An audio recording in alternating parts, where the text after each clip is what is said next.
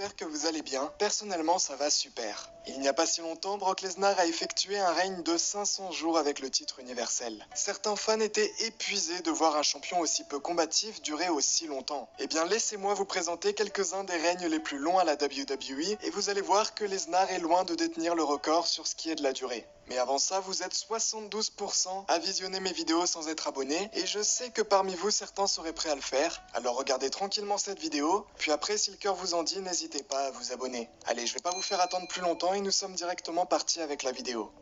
10. Hulk Hogan.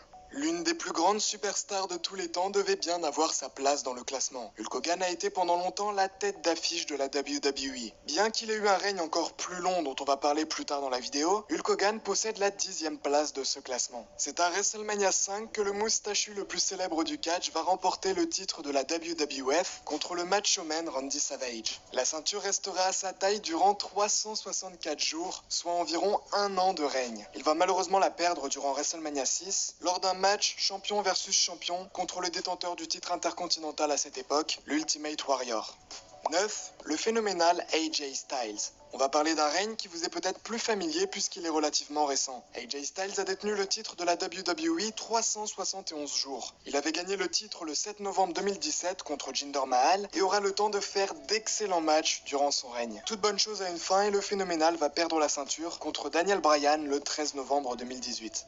9, oui encore 9, Randy Savage. Le Macho Man affrontait Ted DiBiase dans la finale d'un tournoi pour le titre de la WWF. Grâce à l'aide d'Hulk Hogan, le catcheur remportera son tout premier titre dans la fédération. Visiblement, Randy Savage en a pris soin puisqu'il va conserver la ceinture 371 jours, donc oui, ex-aequo avec AJ Styles, au travers de matchs légendaires qui vont marquer son époque. Comme vous vous en doutez, puisqu'on en a parlé au début, Randy Savage va perdre son titre durant WrestleMania 5 face à Hulk Hogan, mettant ainsi fin à son règne. 8. John Cena. C'est l'une des plus grosses superstars de la décennie, donc vous vous en doutez, John Cena a eu le temps d'avoir des titres. Le 16 fois champion du monde a eu son petit record personnel durant son 3e règne. Lors d'Unforgiven 2006, The Champ va prendre le titre à Edge pour le conserver 380 jours avant de devoir le rendre vacant à la suite d'une déchirure du muscle pectoral durant un épisode de Raw en 2007. Vous vous en doutez, s'il ne s'était pas blessé, ce règne aurait pu durer encore beaucoup plus longtemps. 7. CM Punk. Grâce à ses 434 jours arborant fièrement sa ceinture, le Best in the World rentre à la 7e place de ce classement. C'est durant les Survivor Series de 2011 qu'il réussira à s'emparer du titre avant de le perdre au Royal Rumble 2013 face à The Rock. Il aura l'occasion de faire des matchs exceptionnels contre Daniel Bryan ou encore Chris Jericho. 6. Brock Lesnar. Et voilà enfin le règne de The Beast. Il est assez récent donc je ne vais pas trop m'étaler. Le catcheur a conservé le titre universel 504 jours en le remportant durant WrestleMania 33 le 2 avril 2017 face à Goldberg et en le perdant lors de SummerSlam 2018 le 19 août de cette même année face à Roman Reigns. Il réussira d'ailleurs à le reprendre le 2 novembre 2018 à Crown Jewel. Vous savez, c'est après que Roman Reigns ait laissé le titre vacant quand il avait annoncé qu'il était à nouveau atteint d'une leucémie pour le conserver 156 jours supplémentaires. 5.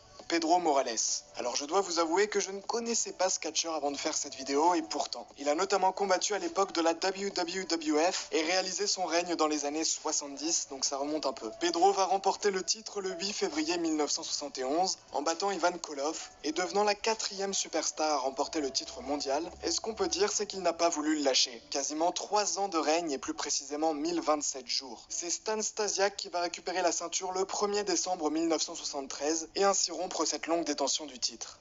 4. Bruno Sammartino. Je viens tout juste de vous dire que Pedro Morales avait perdu son titre face à Stan Stasiak, et bien 9 jours après, le 10 décembre 2013, Bruno Sammartino va retirer le titre à Stan Stasiak. C'était son 2e règne dans la fédération, et il durera 1237 jours, soit 3 ans et demi, mais vous allez voir que ce n'est pas son record personnel. 3. Hulk Hogan. C'est le grand retour tant attendu du catcheur dans le classement. La toute première fois où il va gagner le titre de la WWF sera aussi la plus longue. Il va remporter la ceinture face à The Iron Sheik le 23 janvier 1984 et conserver celle-ci durant 1474 jours. 4 ans de règne. Ce sera d'ailleurs une étape très importante dans l'histoire de la WWE. Vous connaissez certainement des matchs qu'il a fait avec cette ceinture, comme celui contre Andre the Giant à WrestleMania 3. Il perdra le titre contre ce même catcheur lors du show The Main Event en 1988. 2. Bob Backlund. Imaginez-vous quelques secondes être un catcheur. Vous faites votre carrière et vous gagnez une ceinture. Puis vous la conservez 6 ans. Eh bien c'est exactement ce que Bob Backlund a fait. Il a gagné le titre le 20 février 1978 en battant Billy Graham pour le perdre le 26 décembre 1983 contre The Iron Sheik. Ce qui fait 5 ans, 10 mois et 6 jours de règne, soit 2135 jours en tout. Et enfin à la première position, Bruno Sammartino. J'ai déjà eu l'occasion d'en parler sur ma chaîne. Tout comme Hulk Hogan, Sammartino apparaît 2 fois dans ce classement. Son règne le plus long va durer 2803 jours, soit environ 7 ans et demi. Et là, vous comprenez que Brock Lesnar est une poussière infime face à Bruno Sammartino. Il va gagner le titre le 17 mai 1963 contre Buddy Rogers, ce qui fera de lui le 2e champion de la WWE de l'histoire, et il perdra ce même titre le 18 janvier 1971 dans un match face à Ivan Koloff. À titre indicatif, dans toute sa carrière, Bruno Sammartino sera champion pendant 4040 jours, en cumulant ses différents règnes de champion de la fédération, soit environ 11 ans. C'est tout simplement énorme. Voilà, c'est la fin de cette petite vidéo. J'espère qu'elle vous aura plu. Si c'est le cas, n'hésitez vraiment pas à vous abonner. Ça me ferait super plaisir. On se revoit très vite pour de nouvelles vidéos et d'ici là, portez-vous bien. C'était Wiz. Bye tout le monde.